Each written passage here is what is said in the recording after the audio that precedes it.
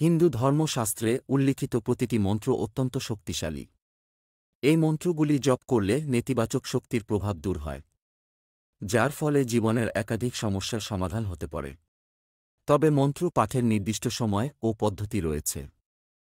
কিছু কিছু মন্ত্র সকালে জপ করা উচিত, আবার কিছু মন্ত্র সারাদিন ধরে জপ করা যায়। অন্যদিকে এমন কিছু মন্ত্র রয়েছে যা সন্ধ্যা ও রাতে জপ করতে পারেন। এখানে এমনই কিছু মন্ত্র সম্পর্কে জানানো হলো যা রাতে জপ করলে সমস্ত নেতিবাচক শক্তি থেকে মুক্তি পাওয়া যায়। ঘুমোতে যাওয়ার আগে কোন কোন মন্ত্র জপ করবেন দেখে নিন। হর হর মুকুন্দে। শত্রুরা আপনার জীবনে সমস্যা সৃষ্টি করে থাকলে তাদের থেকে মুক্তি পাওয়ার জন্য এই মন্ত্রটি জপ করতে পারেন। প্রতি রাতে ঘুমাতে যাওয়ার আগে হর হর মুকুন্দে মন্ত্র জপ করুন। এর ফলে সমস্ত কষ্ট দূর হবে।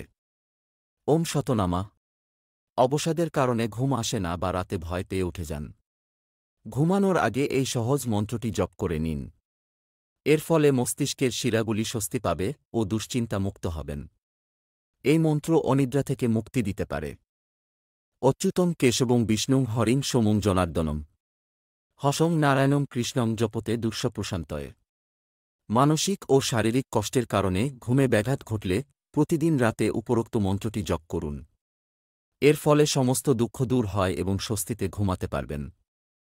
শাবর মন্ত্র। বজরংবলীর শাবর মন্ত্র অত্যন্ত শক্তিশালী।